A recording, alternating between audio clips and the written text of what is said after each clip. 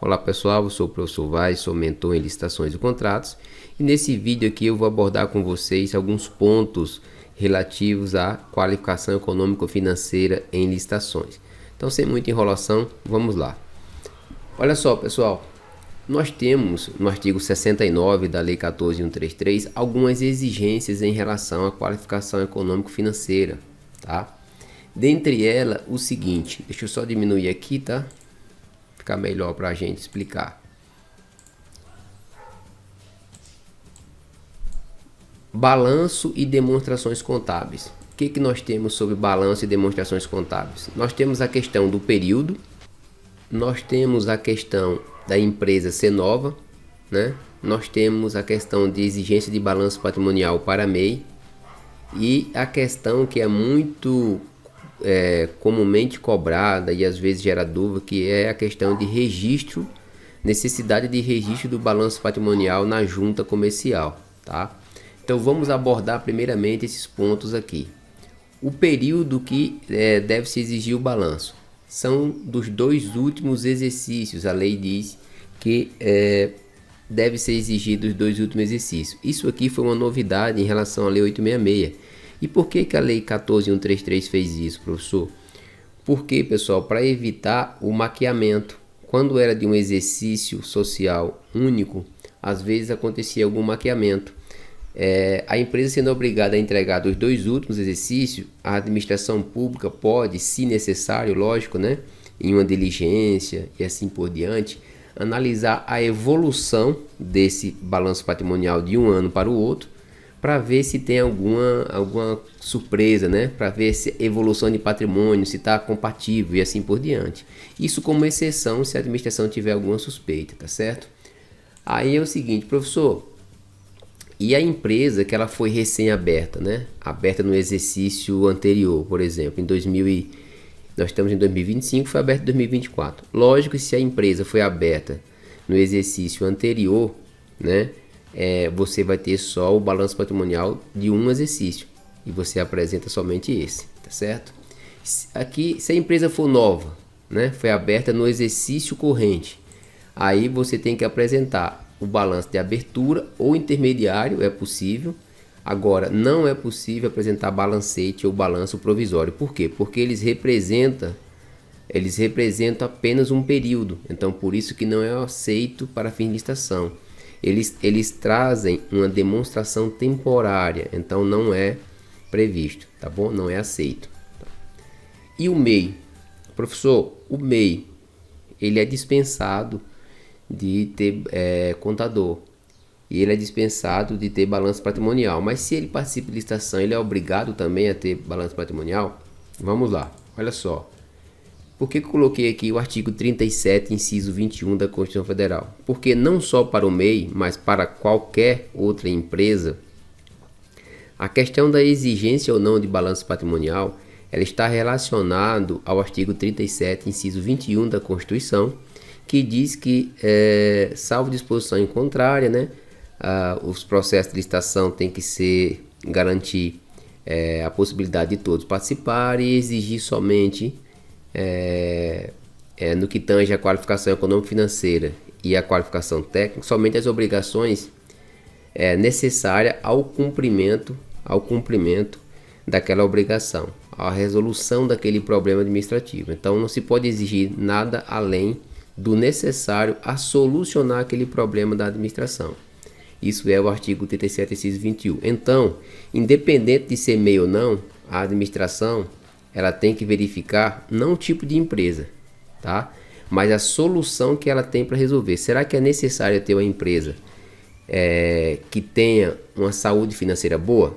Então eu vou exigir independente de ser MEI ou MEI e EPP. Então não é o tipo de empresa que define se tem balanço, mas sim a solução que eu tenho que dar. O problema administrativo que eu tenho que trazer uma empresa especializada para resolver, tá bom?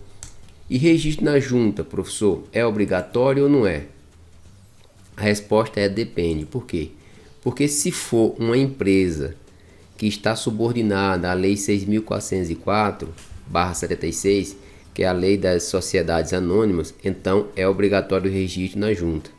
Mas a maioria das empresas que participam de licitação, elas não estão subordinadas à lei 6.404, mas sim ao Código Civil. Então, nesses casos, não precisa que o balanço patrimonial esteja registrado na junta, tá bom? Então, editais de licitações que cobram isso tem que ser impugnados, tá? Agora, vamos falar sobre outra exigência que o artigo 69 da lei traz, que é a certidão negativa de efeito sobre falência, tá? Ela diz que deverá ser retirada no foro sede da licitante. Isso aqui está correto. Mas e se a empresa tiver alguma certidão positiva em um foro diferente do que o do domicílio dela? E aí? E aí a resposta é que se um licitante, um concorrente, descobrir isso daí e apresentar à administração, a sua empresa vai ser inabilitada. Então, por mais que a lei diga que é no distribuidor sede da pessoa jurídica do licitante, se esse licitante tiver outro foro e tiver uma certidão positiva de certidão de falência, ele pode se complicar se ele não apresentar isso ou se um terceiro apresentar, tá certo?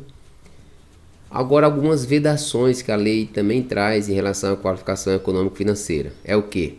A administração não pode cobrar um valor mínimo de faturamento anterior, nem pode cobrar índice de lucratividade ou rentabilidade. Então, o edital de licitação que existe daqui está passível de ser impugnado, tá? Autorizações, algumas autorizações. Vamos lá. Eu posso trazer declaração de contador para afirmar que aquela empresa minha atende aos índices contábeis do edital. Pode vir uma declaração de contador, ou também o edital pode exigir isso, mas também no SICAF hoje nós temos um calculador em que o pregoeiro pode lançar os índices do balanço no SICAF, na calculadora do SICAF, e ela faz o cálculo dos índices. Mas o edital pode exigir uma declaração do contador também de que a tua empresa atende aos índices contábeis, tá? Exigido no edital. Pode também ser exigido uma relação de compromissos assumidos. Isso aqui é normal, por quê? Porque a administração quer saber se a saúde financeira da sua empresa realmente está condizente com a obrigação que você vai assumir, tendo em vista que você já tem vários compromissos com outros órgãos. Então, a administração pode pedir isso daí, tá bom? Entrega futura. No caso de entrega futuras, obras e serviços, a administração também pode cobrar um capital mínimo ou patrimônio mínimo de até 10% do valor da contratação. Agora preste atenção, não é cumulativo para vários lotes ganhos, tá? Vamos dizer que você tem um edital de licitação que tem 10 lotes e uma empresa ganha 2 lotes, você não pode cobrar, se o índice de patrimônio líquido que você cobrou é 10%, você não pode, porque ela ganhou 2 lotes, cobrar que ela tem um patrimônio líquido mínimo de 20%. Somar 10% de um lote com 10% para o outro lote. Isso aí é jurisprudência consolidada do TCU, tá certo? Não pode. Agora, pessoal, na questão da dispensa de licitação, a qualificação econômica pode ser dispensada, tá bom? Em alguns casos, como por exemplo, entrega imediata, tá? Então, se a minha dispensa de licitação é para a aquisição de material de entrega imediata, o que é entrega imediata, professor? É uma entrega em até 30 dias, tá certo? Então, se você tiver uma entrega em até 30 dias a partir do pedido da administração, é entrega imediata. Então, ela pode ser dispensada a exigência de balanço patrimonial e certidão negativa de efeito de falência também, tá? Demonstrações contábeis e assim por diante.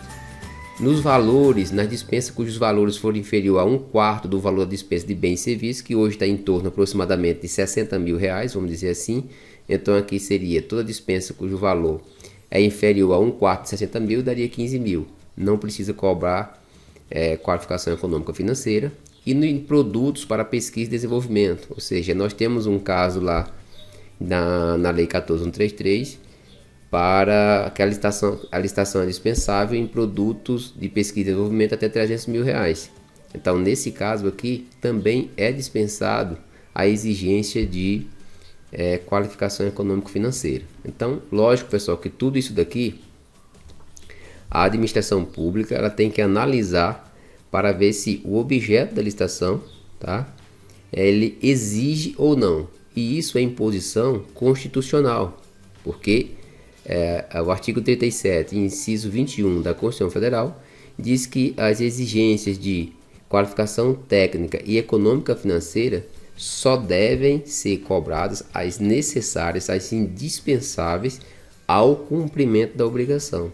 Qualquer exigência além disso é inconstitucional. Então esse edital ele vai ser impugnado e a administração vai ter que republicar esse edital. Tá joia? Então espero que eu tenha ajudado com as informações relativas à qualificação econômico-financeira. Se você gostou do vídeo, compartilhe o vídeo. Marca o joinha aí, marca o sininho para receber outras notificações.